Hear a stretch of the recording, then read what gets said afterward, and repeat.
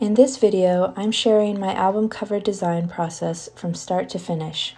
For this example, I'm creating album artwork for Moral of the Story by Ash. This actually isn't the title of her most recent full-length album. It's called Ashlyn. I always find it a little boring when artists self-title their albums.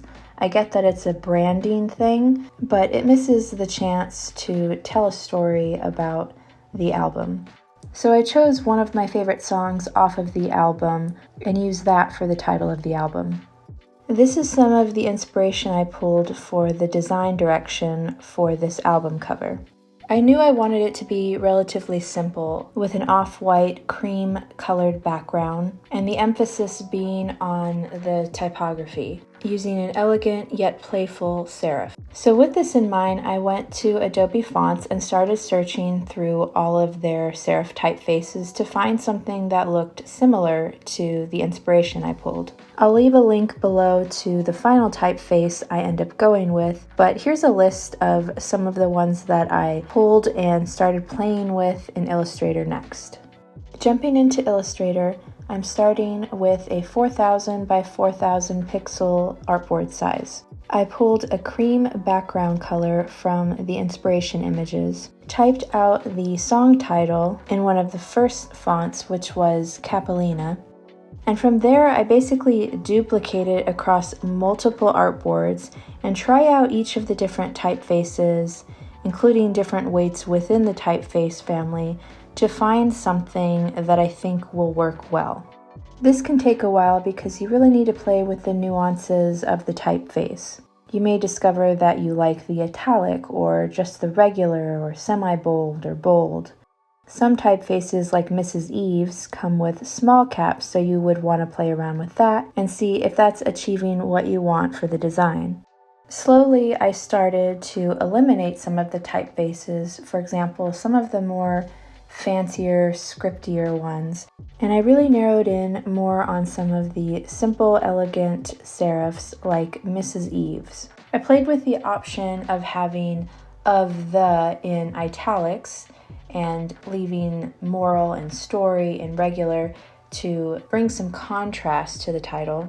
But as you'll see throughout this process, I end up going with a semi-bold version of the Mrs. Eve typeface and just playing around with the scale of each word in relation to each other.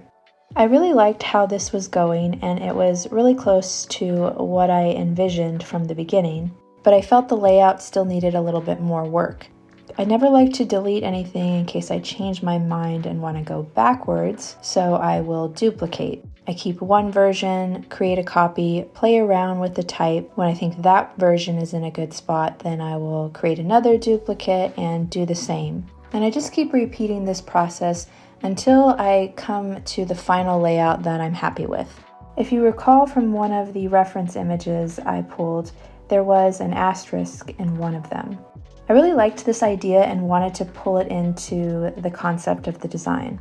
So on one of the versions, I added that asterisk and played around with how that would interact with some small detail text. Of course, when you use an asterisk, it should go somewhere. I thought this was a great opportunity to pull in some additional lines of the lyrics. So I went with "Young people fall in love with the wrong people sometimes." I played around with having it as one small long line near the bottom, or even playing around with having it stacked in two lines closer to the larger type. But I didn't like having it so close together. It is meant to be more of like a PS or just something that you look at after the fact. So having it separated by a good amount of negative space helps with that impact. And then it was just cleaning up a few things here and there, like making sure the title "Moral of the Story" with the asterisk was optically aligned in the center and took up a good amount of space within the artboard, but also had a nice amount of negative space around it. This is the final composition of the layout I created in Adobe Illustrator. The next step is to add some texture and give it some wear and tear, make it look like an aged album cover. Right now the design is too clean and polished. So I exported this as an image and then imported it into Procreate on my iPad Pro. I changed the background layer to a cream color and then adjusted the blending mode on the image that I imported.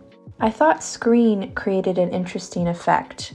I thought I could have this as a duplicate behind the black text layer to create a shadow or a print defect effect.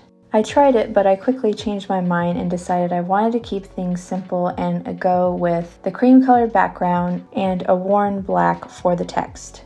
I always try to name my layers as I go to keep things organized. And this way, as I add different textured effects, I can easily refer back to a layer and turn off or adjust the opacity level. I created a new layer and used the RetroSupply Improved Newsprint Grain brush to create a paper effect. For this, I used a tan color so that it would show up but not be too overpowering on the cream colored background.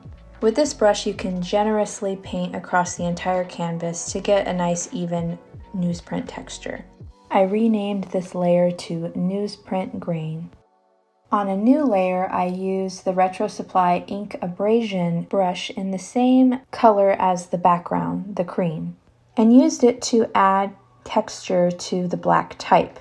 Right now the type is a solid black, but by using this brush, it kind of wears it down and gives it more of that printed effect. This brush you can also paint generously over to get a nice even texture. When I was done, I renamed the layer to Ink Abrasion to remind myself what was on that layer. I also adjusted the opacity to lower the impact of the texture. This helps it fade more discreetly. On another layer, I played around with some of the edge distressor brushes to create worn edges around the corners. You can see that the black was way too overpowering, so I went back to that same tan color that I used earlier to create the newsprint texture. So it's just a little bit darker than the background and is more realistic for the texture. These brushes are a little bit of a trial and error because when you place them, it might not be exactly where you want, so you might need to undo and redo a couple of times. So play around with this. I renamed the layer to Edge Distressor and then played around with the opacity so it was a little bit more discreet. And on another layer with the same tan color, I used some of the paper crack brushes to bring in additional texture to the paper and age it more. And I did the same with paper scuff brushes on a separate layer. Since these brushes tend to be larger, you have to play around with the placement more. So I tried out a bunch of different ones. I renamed this layer Paper Scuffs and played around with the opacity. On a new layer, I used the Subtle Noise brush to add more texture to the black type. Again, renaming the layer and adjusting the opacity to lessen the effect. I went back to some of the other layers like paper cracks and added more textures. This is the fine-tuning stage. I go in and turn on and off some of the layers and continue to adjust the opacity levels. And here is the final outcome. When I put both versions side by side, the one that I created in Adobe Illustrator and the textured version from Procreate, you can really see the difference. And that's it. That's my process for creating a simple album cover. If you enjoyed this video and found it useful, give it a like and subscribe for more. Leave a comment below letting me know what you would like to see next. And check out one of these videos on screen or below in the description box.